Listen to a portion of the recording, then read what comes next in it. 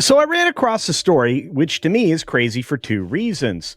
First of all, I was surprised to learn that Activision was having a problem internally. Apparently, some of my brethren had been covering a story where Slack chat was being released out into the world. It was being sent to people who would then repeat what was going on from the inside. Now, Activision's a pretty big company, and Activision Blizzard is kind of a new acquisition for a bigger company, one of the biggest. And all of a sudden, I tried to figure out why they would be using Slack instead of like Microsoft Work Chat or whatever it is that they use over there. I know they have their own specific chat protocol and chat program, so I was confused. Well, it isn't just for that reason I was confused. I was also confused by the information coming from within inside of Activision. And it's very telling. And it tells you just how many organizations are going to be breaking the law. And to me, I hope they get prosecuted for it. What am I talking about? Well, Culture is talking about this story from Game Developer. That's right. I check out their stuff on the regular, usually find out what's going on from the inside, but apparently somebody hit the panic button. And it looks like someone at Activision is leaking Slack screenshots to right-wing ex-users. Well, or just ex-users. Why would they have to be right-wing? They could be leaking them to anybody. It's just the right-wing people are reporting on it as of yet. I mean, we don't know what's going to happen around the corner, do we? And listen, isn't the bigger problem here that there is this kind of fault and there's this kind of situation that can be exploited within one of the largest game studios, within one of the largest corporations as part of their holdings? Imagine what else is going on at all these other studios.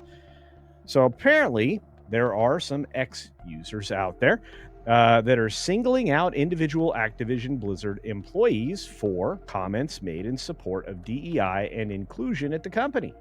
I don't think they're seeking those people out. I think they're just pointing out that these people are willing to violate the law, which I guess Game Developer doesn't have a problem with based on the way this headline is constructed.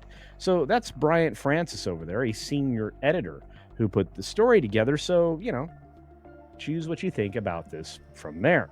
And look, they use a lot of neat little features like this, the at the glance, because in case you're too lazy to go through the story and read it so that you can glean what's actually happening, they're going to try to put their narrative spin on it. This is typical of organizations that are driven by certain kind of politics. Now, interesting, it says here, several right-wing, see, already just right-wing, users on X are sharing screenshots of Activision employees discussing DEI programs in Slack. Now, right wing is a way of framing something.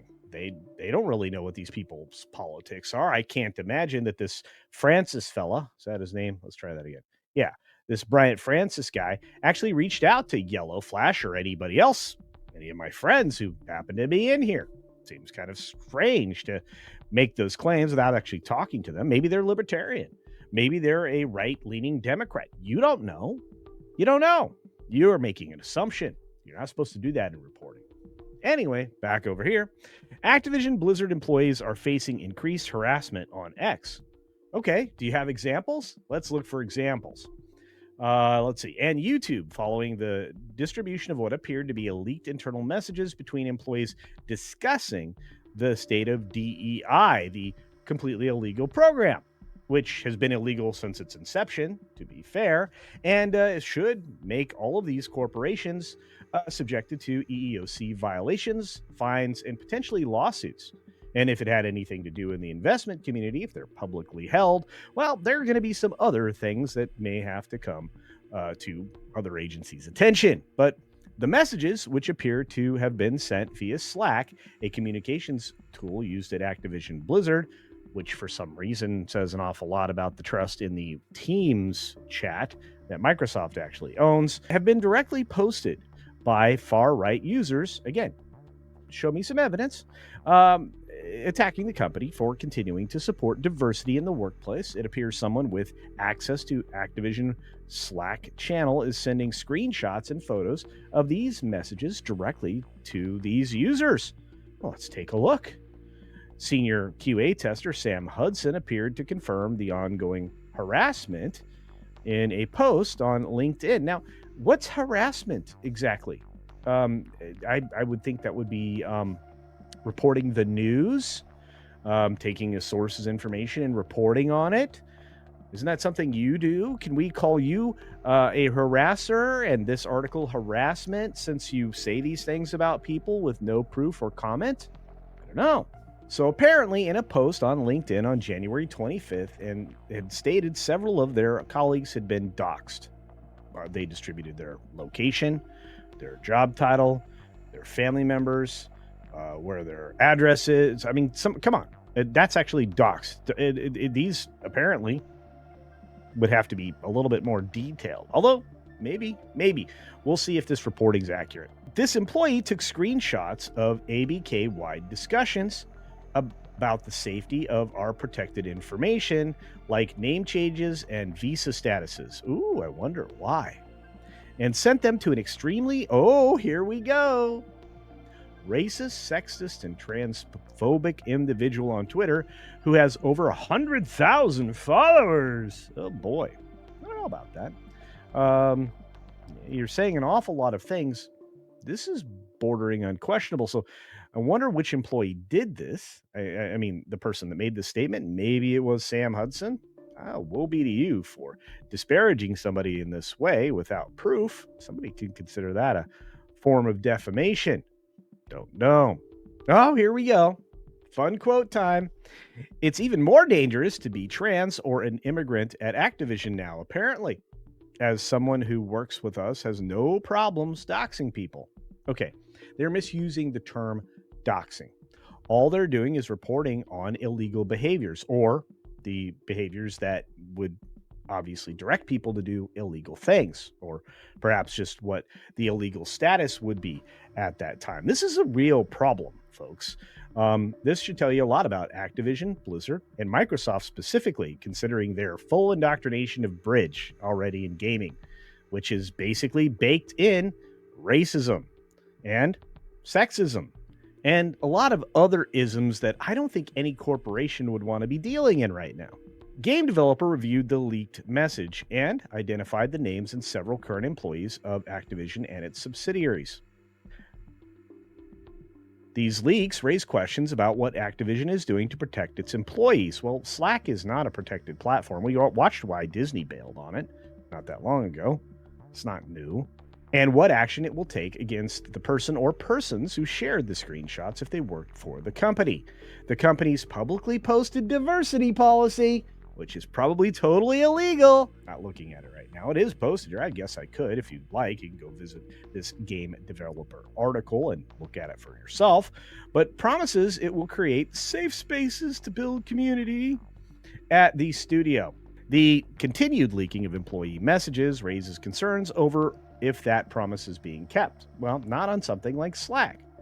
Not over almost any digital medium. Somebody can take a picture of or a screenshot of probably every screen. There are companies that turn those types of things off because they have the foresight to understand that if you can screenshot something, it's going to be pretty easy to distribute from that point forward, even with a USB drive. The first of those screenshots appeared on January 20th, around the time of President Trump's inauguration. Oh, we already know where they're coming from. And reference his presidency as a point of concern over policies and software choices at the company. Well, I guess he's making a point, and probably a good one, in highlighting that this company is going to continue to break the law. Concerns over the security of an HR platform called Workforce, indicating it may be vulnerable to leaks and exposing the names of transgender employees who have filed for name changes during their time at Activision. Twitter account YellowFlash Guy shared several messages over the next 24 hours. Shout out to you, YellowFlash. Well done. You're right over there. Game developer wrote this for you. It's awesome. Awesome. Yeah, apparently you're right wing, by the way. Maybe you're alt-right. We don't know, but at least we don't know so far. I mean, they've only gotten this far. Anyway, so including one where employees realized their messages were being leaked and were asking Activision what it was doing to protect their security. The names and profile pictures of Activision employees were on display and in shared messages. Bummer. On January 27th, Mark Kern, shout out to you, my friend Grums, Former CEO of Red 5 Studios got in on the action, showing a photograph of a Slack message from Activision president Rob Kostich, telling employees the company would be continuing to break the law. Fantastic. I'm not sure that sounds very inclusive. Could be wrong. If you're alienating people, you're not including people. Big problem with performative stuff. In follow-up posts, he singled out a technical artist at the company for posts they had liked on Facebook. And called for veterans groups to cut ties with Activision over these policies. Ooh. These people are characterizing people all over the place. What if the person isn't far right? What if they've never said they're far right? Wouldn't you have a problem with somebody like me, especially what I've said about myself? I'm not far right. If you said something like this about me, you'd have a nasty conversation on your plate, or at least your attorney would. Again, other far-right users on X and YouTube have circulated these screenshots. Yes, that's what happens when you have the internet. Ridiculing the employees and encouraging others to join in. Well, I mean, I haven't shared any of this. I missed this entire thing. Maybe I should go find some of those things. At least there might be something here that would indicate that it's been done, because anytime they use this little red highlighted text, or at least it's red on my screen, maybe it's on yours too, at least right now anyway, it just means that's a link to whatever their evidence is. So I'm not gonna doubt that they got some stuff shared around. I mean, why else would you write this article, right? So, online harassment campaigns continue to target developers in 2025. Okay, if a gamer disagrees with you, it's not a harassment campaign, right? You actually harass the gamers and ban them for saying, hey, that doesn't look authentic. Hey, you are incredibly racist in what you're doing. Hey, this girl boss stuff is annoying me. That's not harassment. It's just a gamer preference. And if you listen to gamers when they were telling you that you need to make better games, maybe you wouldn't all be falling apart right now. Game developers have endured a resurgent right-wing harassment campaign, lashing out over the depiction of underrepresented characters in games since early 2024. Underrepresented characters. Like what? Oh, it's all around immutable characteristics that you want to bring to the same norm for some reason. Well, it's ideological at its heart, and it's obviously performative in a way that actually hurts your studio and the game itself, usually, because that's usually the primary focus, not the actual story, nor the mechanics of a game. You can tell that in everything that is released buggy, and certainly not engaging. A lot of people complained about content, movement, uh, clipping items through characters regularly. Just take a look at some of the funny things that have been released on Ubisoft's Assassin's Creed Shadows after apparently several months of polishing, which weren't doing that at all. The delay was there to try to make you forget just how broken this game was and how many different problems it had with it. And the fact that it was just outright cultural destruction of, well, the Japanese and their ancient culture. According to many reports coming out, this is just a marketing stunt by Ubisoft to try to make people buy this game by saying things like, well, we've reduced this or we've polished that. I tell you what, after hearing this, gamers ain't going to buy it. You guys are screwed. And you should be. Around that time, content creators and Steam users in the far right ecosystem, you are out for it today, began a campaign targeting work for hire game narrative studio Swift Baby Inc. Work for hire, man, they get a whole lot of credits in Sweet Baby Inc. games. Like, for example, The Squad killed the Justice League, which failed and basically killed a studio, and Dragon Age: The Veilguard, which literally took out a couple of studios. In fact, I think they recently just laid off another 150 workers over there. Oh, and all you far lefters, you can like go over there and like do a barv or something. I don't know. So anyway, back to Sweet Baby Inc. accusing it of attempting to impose a censorious agenda, which is true, on its clients, including Insomniac Games, Remedy Entertainment, and Rocksteady. Some employees of these companies faced additional harassment after speaking up in support of their collaborators. You literally attacked gamers, then you censored gamers by banning them from platforms to talk about it. Then you tried to get corporations to change their rules about free speech so that nobody would know just how broken these games were or just how ideologically driven they were. So, how is that not factual what the gamers were complaining about? Because that's largely what you're complaining is a targeted work campaign. I don't know about that. In the wake of this campaign and other events, organizations like Take This and Games and Harassment Hotline assemble lists of resources for developers targeted by online harassment. Okay, how'd that work out? Everybody moved over to Blue Sky to hang out with some questionable people. Anyway, one such creator was streamer and Mad Mushroom co founder Asmongold, who repeatedly discussed the campaign in a number of 2024 videos, agreeing with the claims against Sweet Baby Inc., which is true. Asmongold stepped down from Mad Mushroom and other businesses he co founded under One True King, an influencer network he co founded with a number of other streamers and YouTubers. This followed a series of, oh my gosh, they're really going after you, Asmongold. I'm sorry, my friend. You do great work. I watch your videos daily. Um, it's anti-Muslim. I never heard him say anything anti-Muslim. During a Twitch stream that he led him to be temporarily banned. Oh, that was a lot of trumped up bologna sausage. So at GDC this year, oh, here we go. Dr. Rachel Cowart.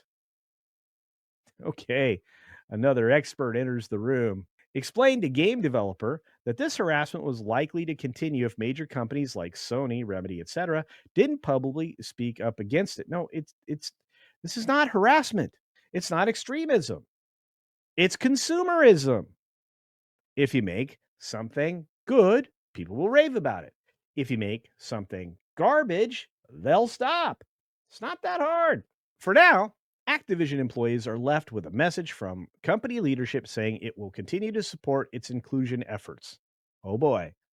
But they do not appear to be safe from individuals eager to end expanding inclusivity. Gosh, these people are so compromised at game developer, and you're going to see why in just a second.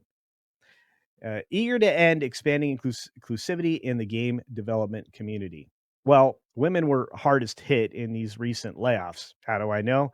Because of the garbage sauce coming out of these types of outlets. Boy, let's get to the last part that really kind of got me fired up. Game developer has reached out to Activision Blizzard and parent company Microsoft for comment on this story and will update it when a response is issued. How about ask them why they're using Slack instead of whatever this Teams chat thing is? Why this is a Microsoft owned company. And then, ask yourself, did you reach out to YellowFlash, Asmongold, or anybody else that you published a bunch of garbage about? Of course not. Look, stories like this are going to keep appearing for as long as these people think that they have a chance of keeping their job through the next 2 years. I should say it that way. Cuz sites like Game Developer, maybe they cater to very specific individuals within the game development community, but if they continue to write this kind of stuff and it's this slanted, how are they going to continue to make money? Because I don't think the company that makes this garbage available on a digital platform is willing to pay for it forever. I could be wrong, but I guess we'll see. Anyway, we've come to the end of the rant video here. Sorry about that, folks, but if my time's up, yours is just beginning. So do me a favor right now. Hit the like button, and on your way to that, hit the comments section. Tell me what you think about everything we just talked about. Should YellowFlash kind of get up in arms with this outlet? Should they have to post what his belief system actually is? They have reached out to him in the first place? I'm starting to feel a lot going on now. If you're purportedly an actual journalist, did you have more than 3 or 4 sources to move forward on this and report it as fact? Doesn't sound like it. And finally, just be sure to take care of yourself, take care of others, and until next time, see ya for real.